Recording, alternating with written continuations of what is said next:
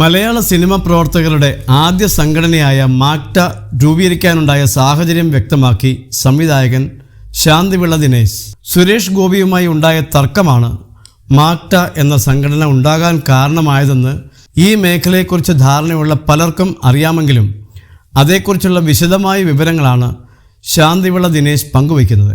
തൻ്റെ സ്വന്തം യൂട്യൂബ് ചാനലിലൂടെ സംസാരിക്കുകയായിരുന്നു അദ്ദേഹം. സുരേഷ് ഗോപി സൂപ്പർ സ്റ്റാറായി നിൽക്കുന്ന സമയത്താണ് സിറ്റി പോലീസ് എന്ന സിനിമയിൽ അഭിനയിക്കുവാൻ അദ്ദേഹം കൊച്ചിയിൽ വരുന്നത്. കലൂർ ഡെന്നിസിൻ്റെ തിരക്കഥയിൽ വേണു ബി നായരാണ് ചിത്രം സംവിധാനം ചെയ്യുന്നത്. സംസ്ഥാന മുഖ്യമന്ത്രിയെ വെടിവെച്ചിട്ട് ഒരു വീടിൻ്റെ 2ാം നിലയിൽ ഒളിവിൽ കഴിയുന്ന നായകനായ സുരേഷ് ഗോപി, അയാളെ അന്വേഷിക്കുന്ന പോലീസ് ഓഫീസറായ കക്ക രവി എന്നിവരാണ് ചിത്രത്തിലെ പ്രധാന കഥാപാത്രങ്ങളെന്നും ശാന്തിവിള ദിനേശ് പറയുന്നു. ഭൂരിഭാഗം സീനുകളും മുറിയിൽ വെച്ചാണ് എന്നറിഞ്ഞതോടെ സുരേഷ് ഗോപി അസ്വസ്ഥനായി. താരപ്പകട്ടിലേക്ക് കയറി വരുന്ന സമയമാണല്ലോ. എടുത്ത ഒരു സീൻ മാറ്റിയെടുക്കാൻ സംവിധായകൻ തയ്യാറായപ്പോൾ വീണ്ടും അഭിനയിക്കാൻ സാധിക്കില്ലെന്ന വാശിയിലായിരുന്നു സുരേഷ് ഗോപി.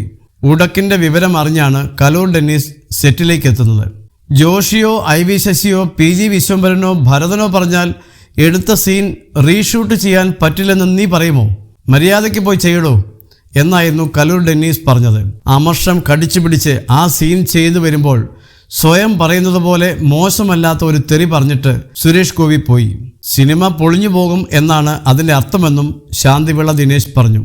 നിർമ്മാതാവായ പാലമറ്റം മജീദ് സുരേഷ് ഗോപി പറഞ്ഞതുപോയ ആ വാക്കുകൾ കേട്ടു. അദ്ദേഹം വിവരം കലൂർ ഡെന്നീസിനെ അറിയിച്ചു.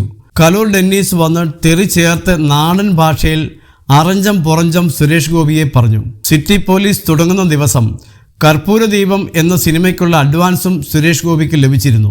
ഇതിനിടയിൽ ആരോ ഒരു പാര സുരേഷ് ഗോപിക്ക് മുന്നിൽ വെച്ചു.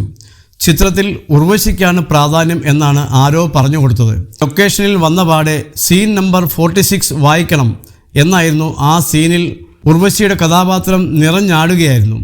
ഈ തിരക്കഥ മാറ്റണമെന്നായിരുന്നു സുരേഷ് ഗോപിയുടെ ആവശ്യം. എന്നാൽ ഒരു വരി മാറ്റില്ലെന്നായിരുന്നു കലൂർ ഡെന്നിസിൻ്റെയും സംവിധായകൻ്റെയും തീരുമാനം.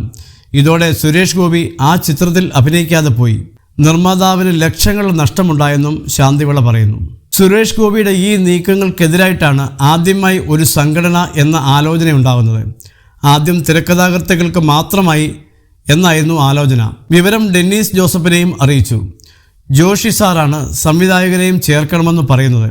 JC സാർ ആയിരുന്നു മാക്ടയുടെ ആദ്യ ചെയർമാൻ. ജോൺ പോൾ ആയിരുന്നു ആദ്യ ജനറൽ സെക്രട്ടറി. അവിടെ നിന്നാണ് സംഘടന വളരുന്നതെന്നും ശാന്തിവിള കൂട്ടിച്ചേർക്കുന്നു.